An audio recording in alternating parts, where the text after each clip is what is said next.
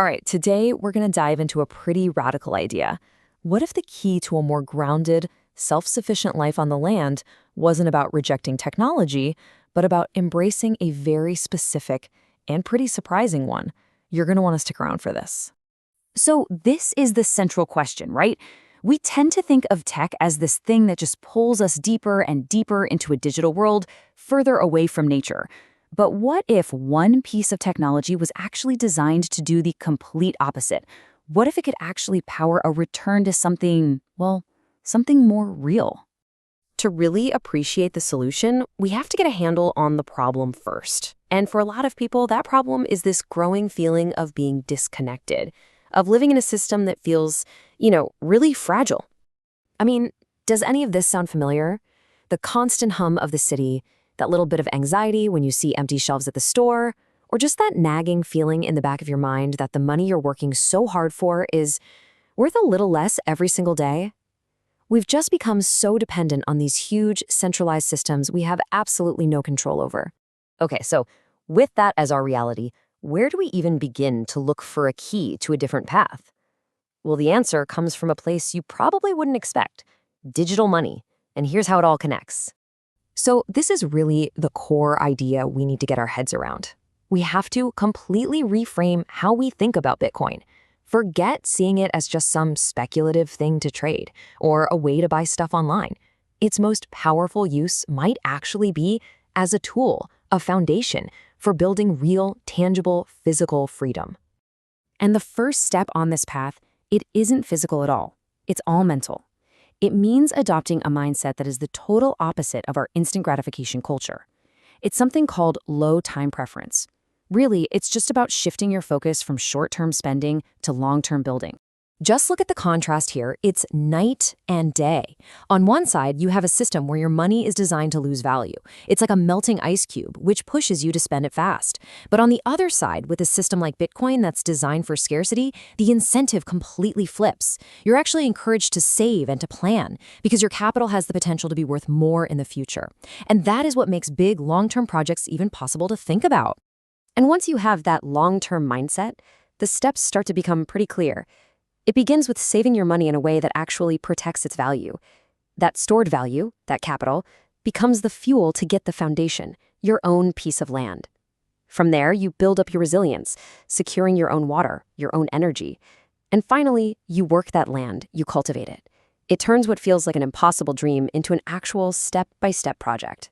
Okay, now let's get into the second huge concept here, and this is where the link between technology and the land gets incredibly direct. We're talking about creating your own self-contained, perfect energy and financial cycle. I want you to just picture this. You're on your land, you've got solar panels up, the sun is beaming, your batteries are totally charged, you're powering everything you need, but the panels are still cranking out more energy than you can possibly use or store. What do you do with all that surplus? And that is the billion-dollar question. I mean, sure, you could try to sell it back to the grid, but that just makes you dependent on the exact system you were hoping to get some freedom from. So is there a way to capture the value of that pure, raw energy right there on your own terms? And the answer is a huge, definitive yes. This is the aha moment. Bitcoin mining, when you strip it all down, is simply a process for turning electricity into a digital asset. Think of it as a universal battery, but instead of storing electricity, which degrades, you're converting that electricity into a form of value that holds over time. That excess solar energy isn't wasted, it's transformed directly into financial capital. You are literally turning sunshine into your own sovereign money. Now, when you start combining these two things, this new mindset and this perfect energy cycle, you begin to see the outline of a whole new way of living. This is about building a modern, resilient homestead. You could call it a new rural frontier, one that's powered by 21st century technology. And here they are, the 4 pillars of that sovereignty. You've got your own water from a well, your own food from your land, your own energy from the sun, and, so crucially, your own bank by holding your own Bitcoin keys. When you control these 4 things, you create a life that's remarkably resilient to shocks from the outside world. And let's be really clear here. This is not about going off to live in a cabin in the woods and isolating yourself. Not at all. Modern tech, like satellite internet, means you can be more connected than ever. You can be a rural producer and a global investor at the same time. You get the best of both worlds. I just love this quote from the source material because it captures the entire idea so perfectly. It's not a choice between technology or nature. It's about the synthesis of the two, using the most cutting-edge information technology to empower the most fundamental and timeless way of living. So as we start to wrap this up, let's bring it all back home.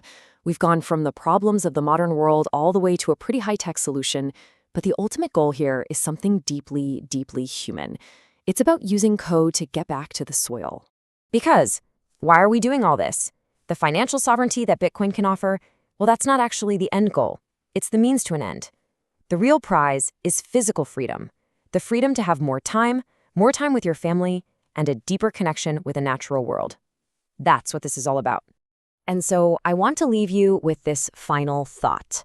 Use the code to protect the value of your work, of your sweat. And then use that protected value to build a life on the land, letting the earth provide the nourishment, not just for your body, but for your soul.